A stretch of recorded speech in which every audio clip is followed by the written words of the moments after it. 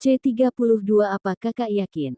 Sampai di depan rumah, Satria segera menyuruh Bella untuk turun.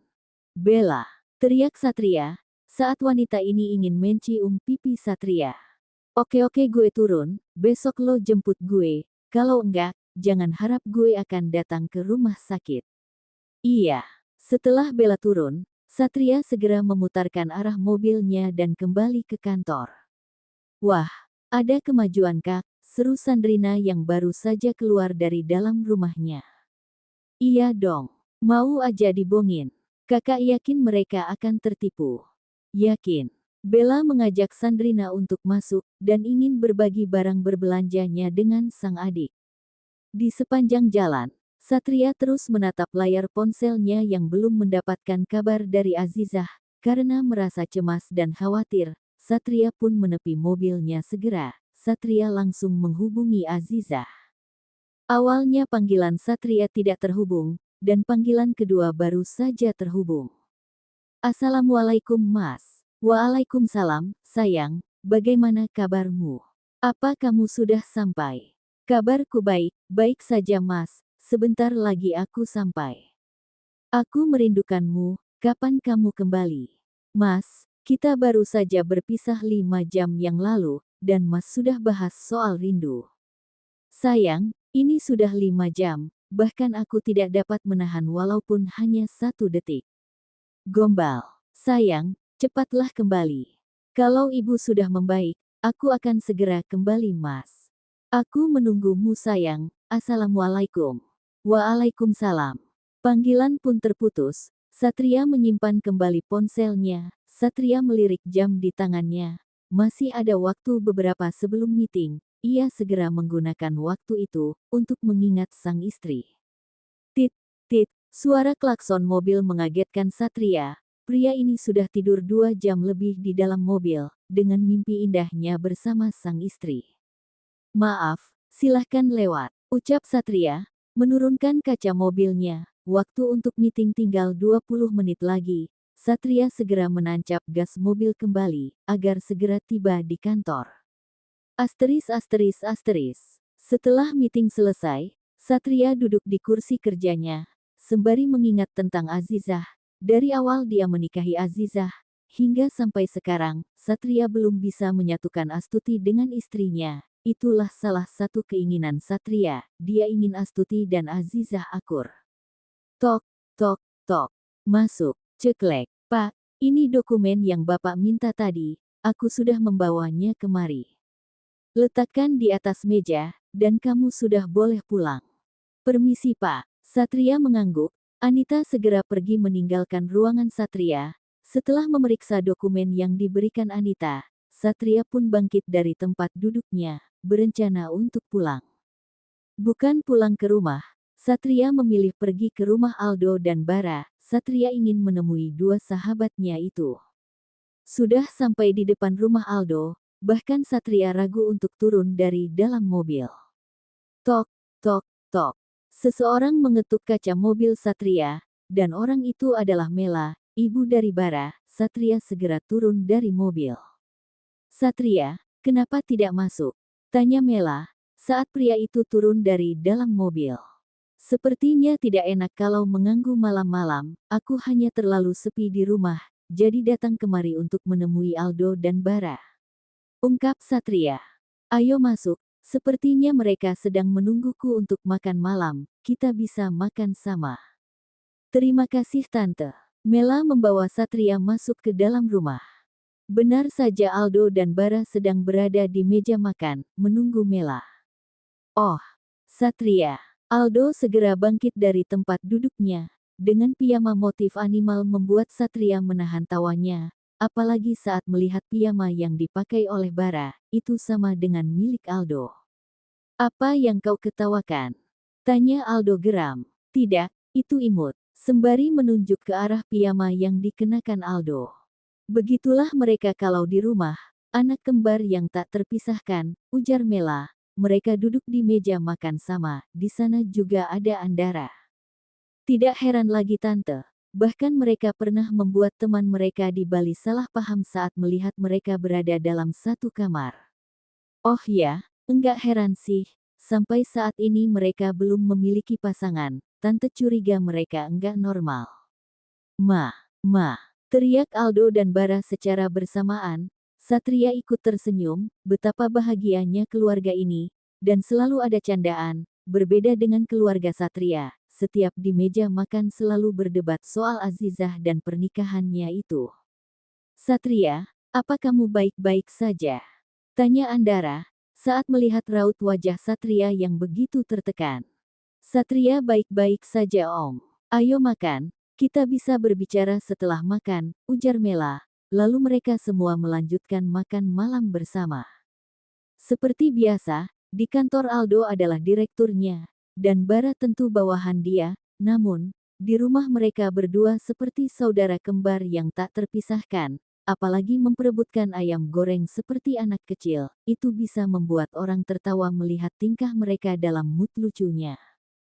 Aldo mengajak Satria ke kamar dan memberi baju ganti untuk temannya itu. Kamu mandi saja dulu, setelah itu baru pulang.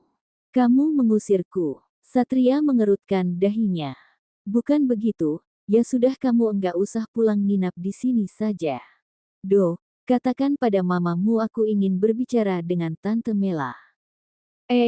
Aku akan memberitahu mama, setelah mandi temui kami di taman. Oke, Satria segera pergi menuju kamar mandi, dan Aldo pergi menemui Mela di ruang keluarga. Seperti yang dikatakan Aldo, Satria pergi menemui Mela dan Aldo di taman, samping rumah. Kalian mengobrol saja dulu, aku akan melihat Bara, ujar Aldo, yang bangkit dari tempat duduknya. Mela menatap Aldo, sebelumnya Aldo sudah memberitahu Mela untuk merahasiakan tentang DNA yang disuruh oleh Aldo. Aldo berharap jika hasil itu sesuai yang ia pikirkan, agar Azizah dan Satria dapat menjalani rumah tangga yang bahagia.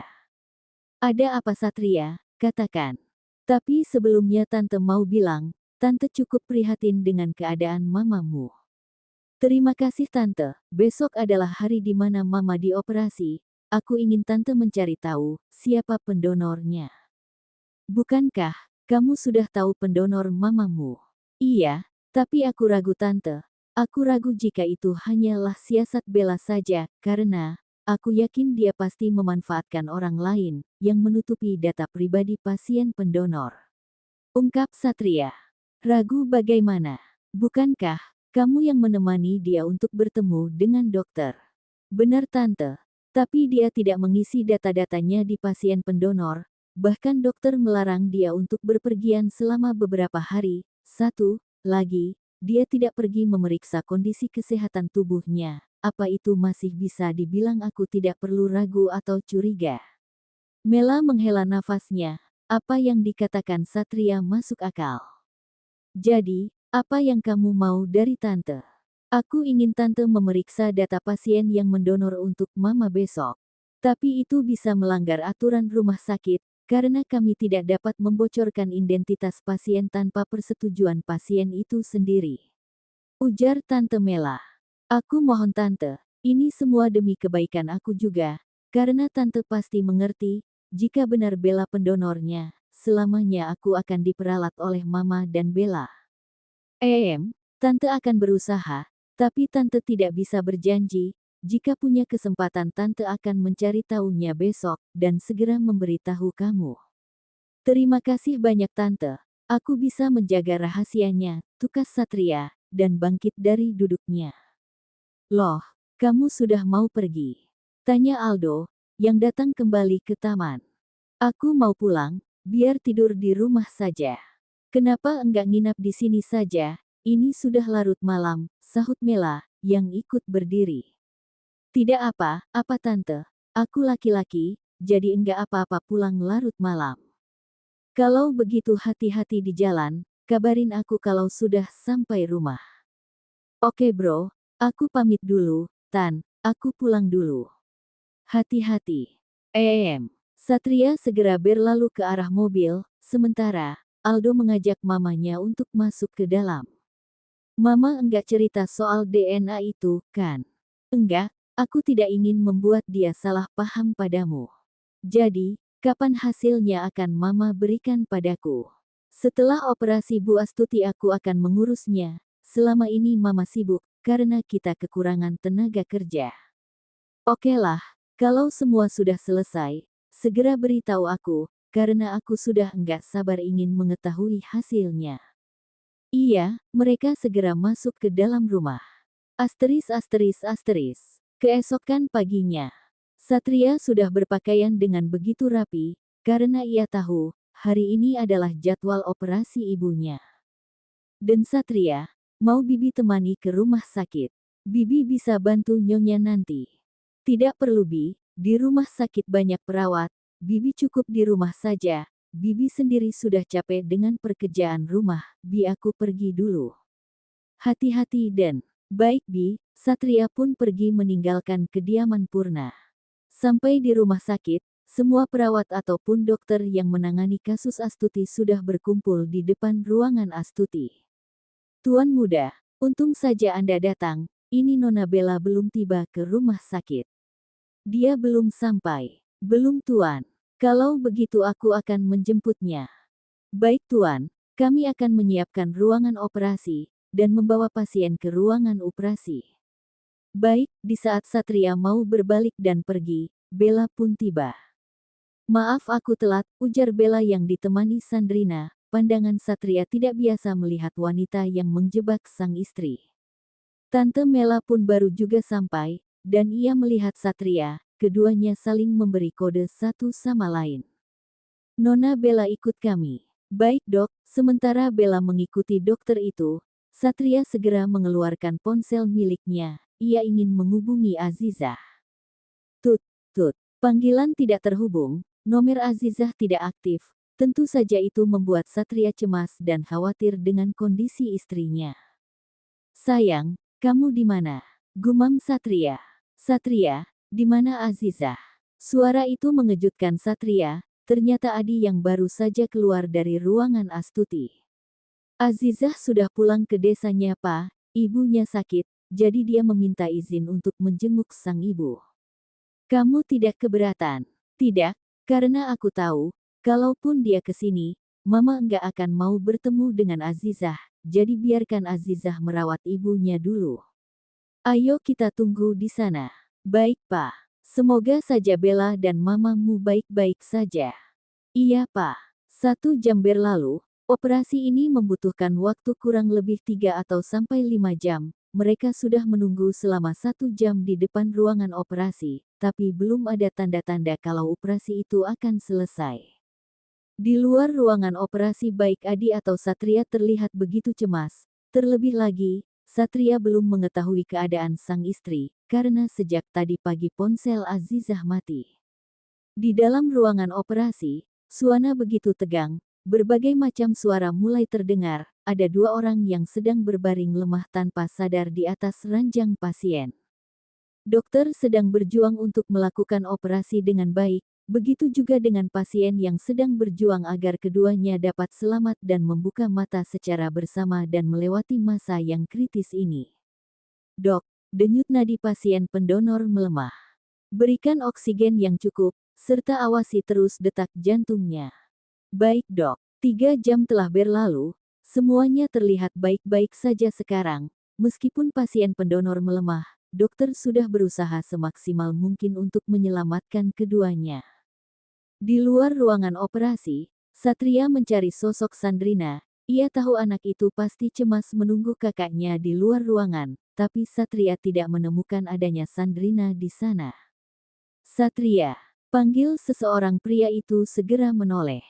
Ada apa tante? Aku tidak bisa masuk ke ruangan operasi, karena aku bukan bagian dari mereka, tapi, aku bisa membantu kamu satu hal, aku akan mencari tahu, data pasien yang mendonorkan ginjalnya untuk mamamu, aku akan berusaha. Terima kasih banyak tante, tante apa kamu melihat Sandrina, adik Bella? Sandrina, sepertinya aku melihatnya di kantin rumah sakit yang sedang bersantai.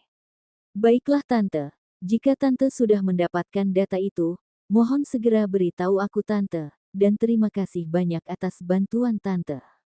Sama-sama, Satria langsung berjalan ke arah kantin, Dari jauh Satria memperhatikan Sandrina yang sedang bersantai, bahkan ia terlihat biasa saja, tanpa ada rasa panik ataupun cemas, padahal saat ini Bella ada di dalam ruangan operasi.